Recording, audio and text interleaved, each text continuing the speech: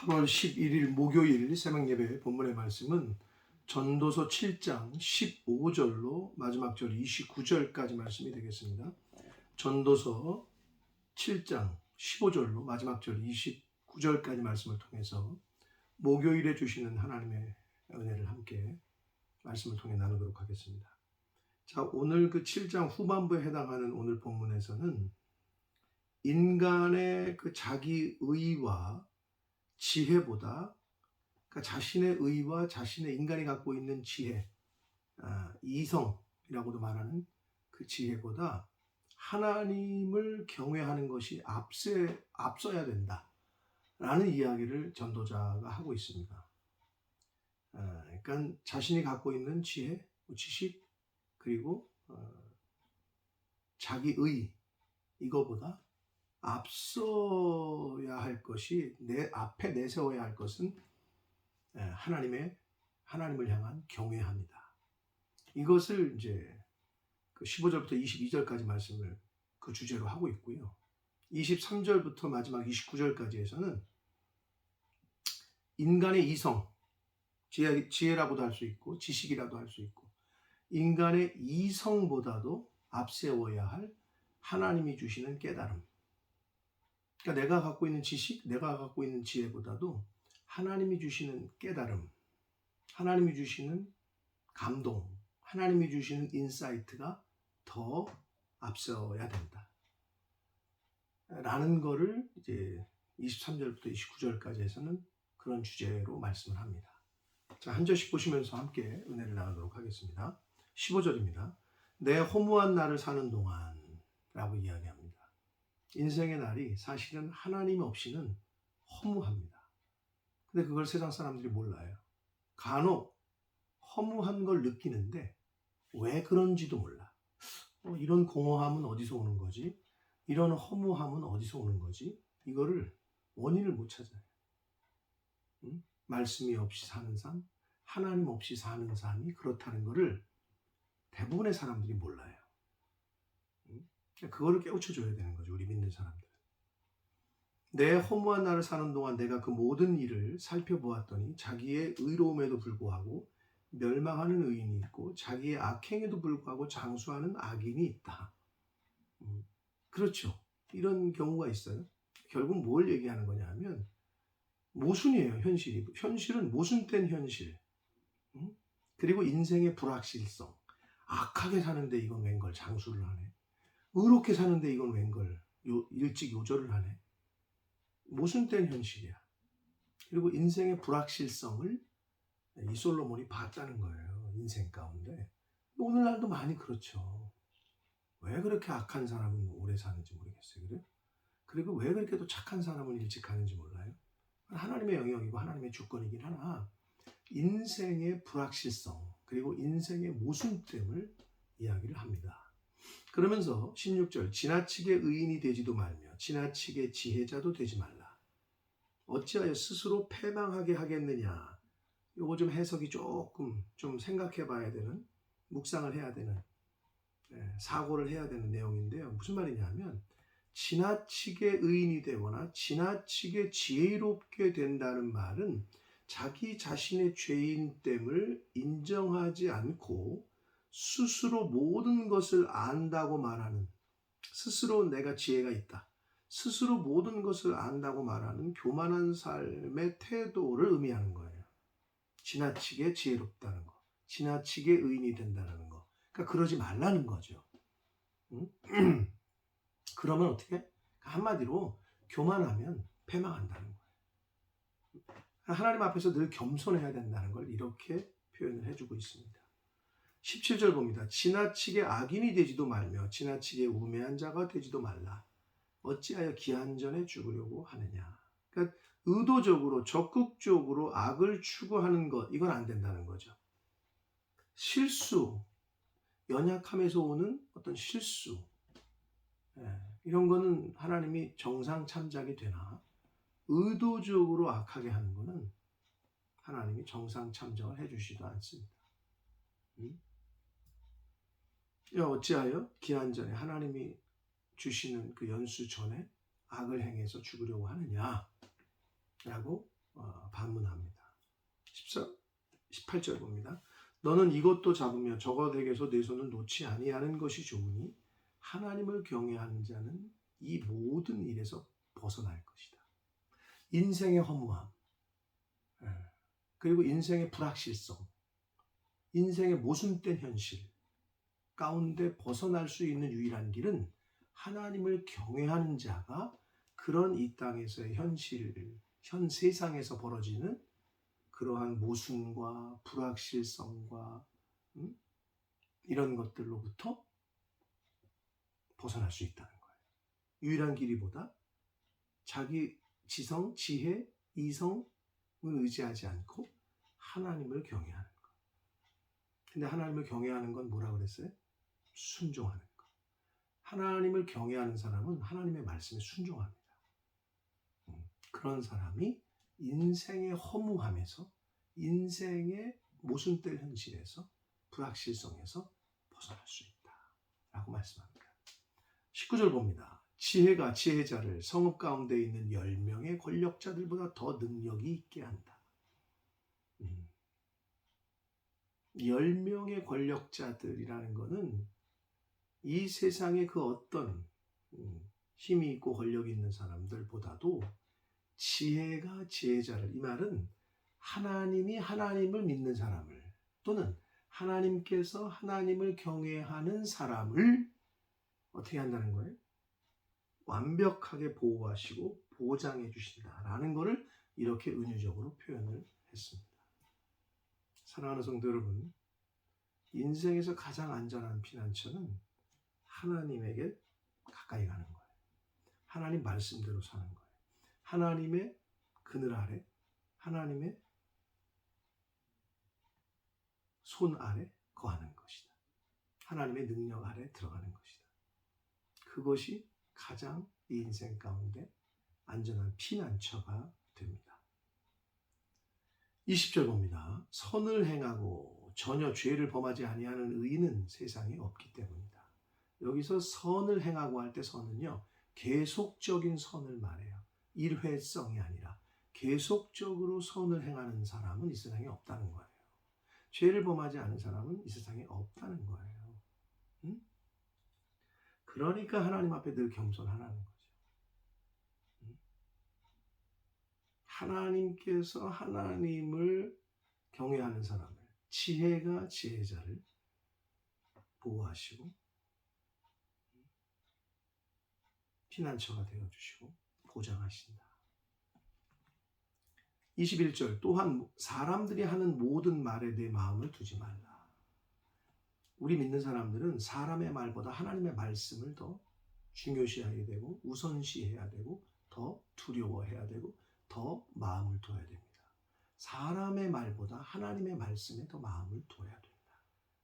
그리하면 내 종이 너를 저주하는 것을 듣지 아니할 것이다. 지금 무슨 말이냐 하면 사람들이 하는 말에 너무 관심을 듣고 저 사람이 나를 지금 뭐 험담하는 거 아닌가 이렇게 하잖아요. 그럼 어떻게 해? 실제로 그걸 듣게 돼요. 나에 대해서 나쁘게 하는. 아니, 당연히 나에 대해서 좋게만 말하는 사람들이 주변에 있진 않잖아요. 나쁘게도 말할 수 있잖아요. 어떤 사람의 마음에는 들 수도 있고 어떤 사람의 마음에는 안 들 수 있잖아요. 근데 거기에 너무 마음을 두면 그게 들려요. 그러면 안 듣는 만 못한 게 되는 거죠.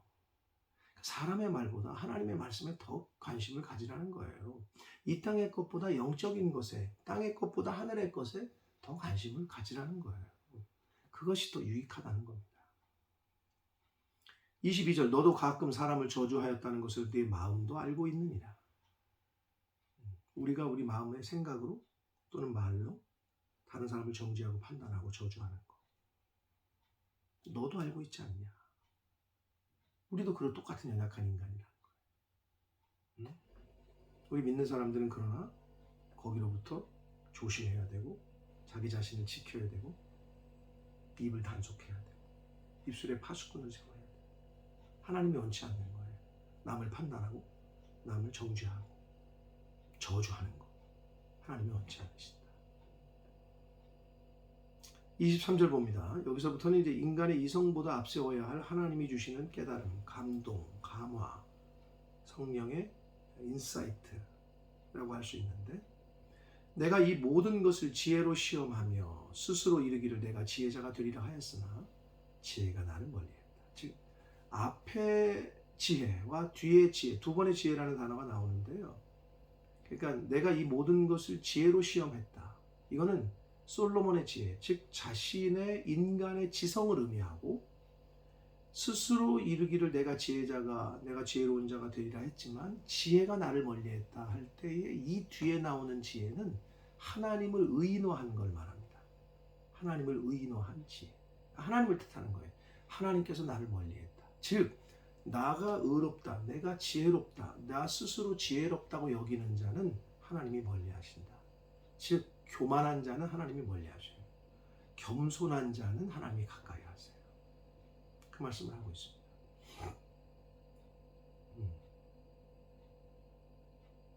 24절 봅니다. 이미 있는 것은 멀고 또 깊고 깊도다. 누가 능히 통달하겠느냐. 자, 이미 있는 것은 멀고 깊도다는 의미는 뭐냐면, 하나님이 창조하신 이 우주 만물, 하나님의 섭리와 만물의 이치는 인간의 지혜로는 측량할 수가 없어요. 알 수가 없어요. 해가 뜨는 거, 지구가 도는 거, 우주 만물 삼라만상, 이걸 여러분의 지혜로 알 수 있어요? 알지 못해. 아무리 과학이 발달해도. 그래서 신비야. 우주의 신비, 자연의 신비, 인체의 신비. 신비라는 말은 과학적으로는 설명이 안 된다는 걸 뜻합니다. 이미 있는 것은 우리가 통달할 수가 없어요. 즉 하나님이 이미 존재하게 하신 것들, 인간을 포함해서 이 우주 만물에, 이걸 우리가 알 수가 없습니다. 하나님의 그 지혜와 그 깊이와 넓이와 높이를 따라갈 수가 없습니다.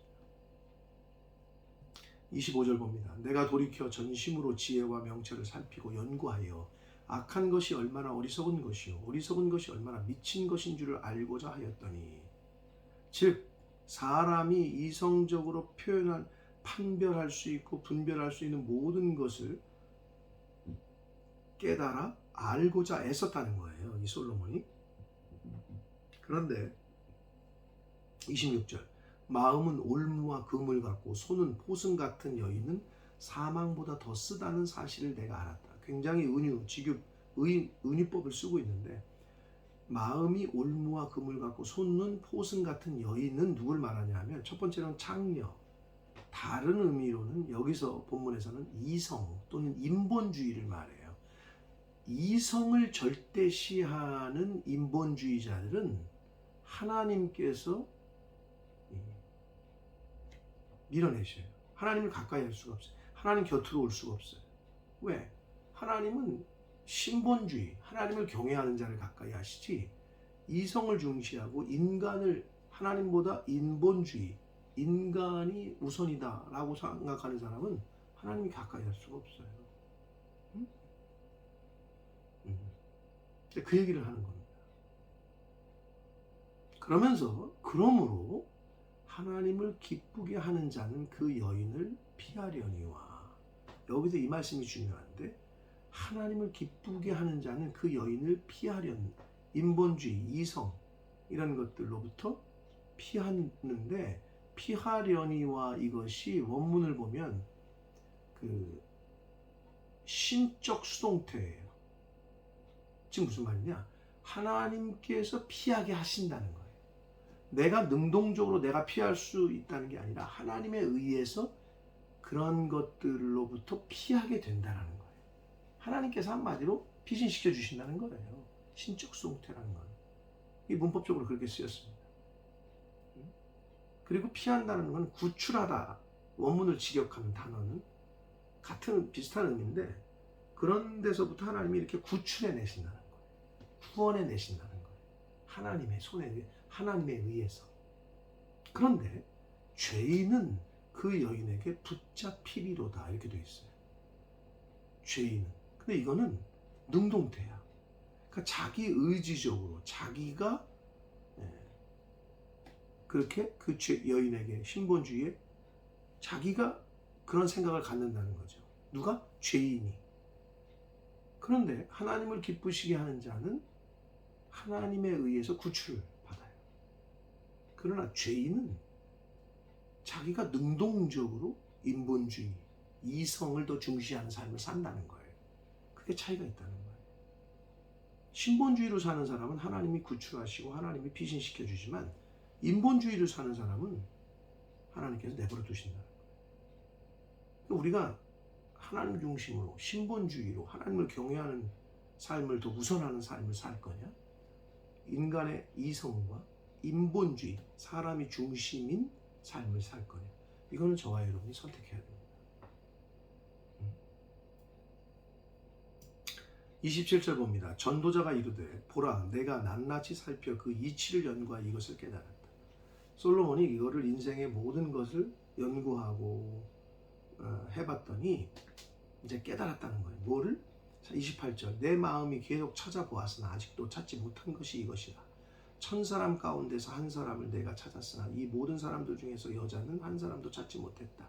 말이 번역이 좀 이상한데요.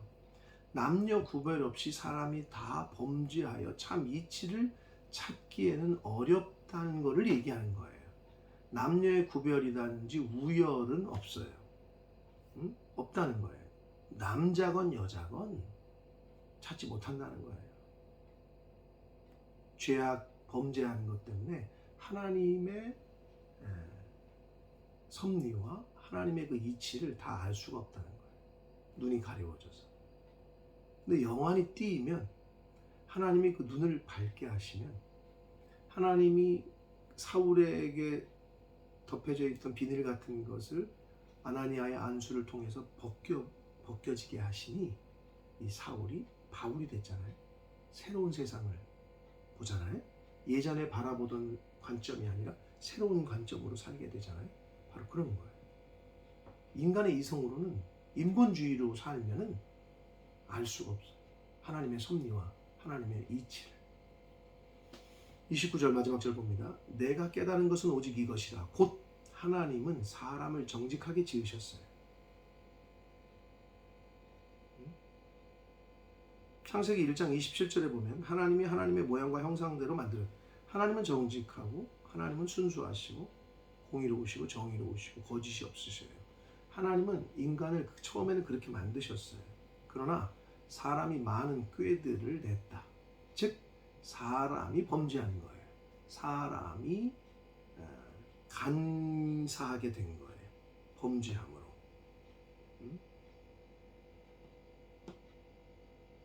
그래서 정직하게 하셨다라는 것은 곧은 바른, 의롭게, 균형 잡힌, 그러나 많은 꾀들을 냈다라는 건 사람이 많은 거짓과 많은 간사함을 추구했다, 이런 뜻이에요.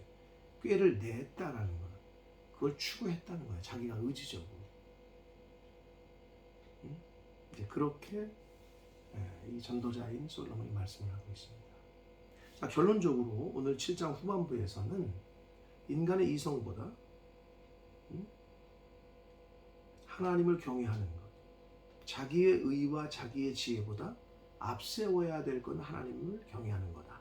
그리고 인간의 자기의 지식보다, 지혜보다 하나님이 주시는 깨달음, 하나님이 주시는 감동, 말씀을 통해서 주시는 깨달음, 말씀을 통해서 주시는 감화와 감동을 더 앞세워야 되고, 그거를 더 선택해야 되고 따라야 된다. 내 지식이 아니라 하나님의 감동, 내가 갖고 있는 기준이 아니라 성경에서 말씀하시는 기준을 따라 사는 것이, 그것이 허무하고, 그리고 모순되고, 그리고 비합리적인, 그리고 불확실성이 강한 이 세상에서 벗어날 수 있는 유일한 방법이다. 뭐가? 하나님을 경외하는 것. 무엇이? 하나님의 말씀을 통한 감화와 감동을 내 이성과 내 지식보다 앞세우는 것이. 사랑하는 성도 여러분, 내가 알고 있는 지식이 아닙니다. 세상의 지식이 아닙니다. 세상의 기준이 아닙니다. 하나님의 말씀이 기준입니다. 하나님의 감화와 감동, 성령의 역사하시니, 성령의 인사이트를 주시니, 그것이 먼저입니다. 하나님이 말씀하시고 하나님이 감화 감동하시면 그 어떤 것보다도 먼저 순종하게 되시는 저와 여러분이 되시길 축복합니다. 하나님을 경외하는 삶, 하나님의 말씀을 더 프라이어티로 삼고 우선하는 삶을 사시는 저와 여러분, 하나님의 백성된 자녀된 저와 여러분이 되시기를 예수 그리스도 이름으로 축복합니다. 기도하겠습니다. 살아계신 하나님 아버지, 감사와 찬송과 영광을 올려드립니다. 하나님의 은혜로 오늘도 새날 주시고 생명 주시고 하나님의 말씀을 전하고 들을 수 있는 복된 귀한 은혜와 선물을 주시니 감사합니다.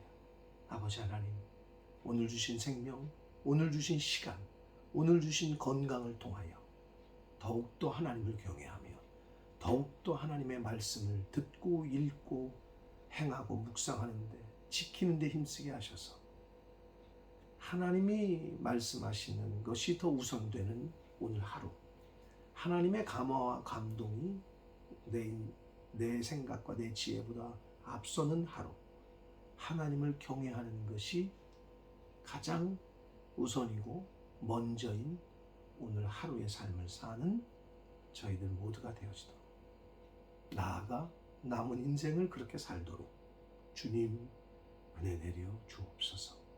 예수 그리스도 이름으로 축복하며 기도 올리옵나이다. 아멘.